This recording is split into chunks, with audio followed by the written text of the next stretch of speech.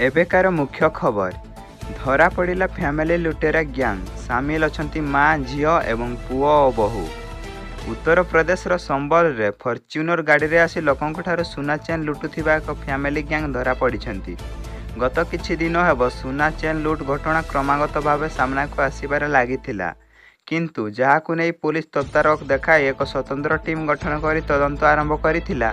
सूचनायोग्य जे August 19 तारिख में police को सूचना मिलता कि बजार में लोकों पुणी सुना चेन लुटा जाउछि।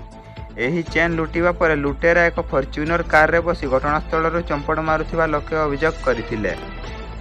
एहा परे पुलिस घटनास्थल रे पहुंची कौशल क्रमे जणे लुटेरा को धरिथिला। धरा पड़िथिबा जणे लुटेरा आधार रे एही घटना रे शामिल थिबा अन्य लुटेरा को पुलिस काबू करिथिला।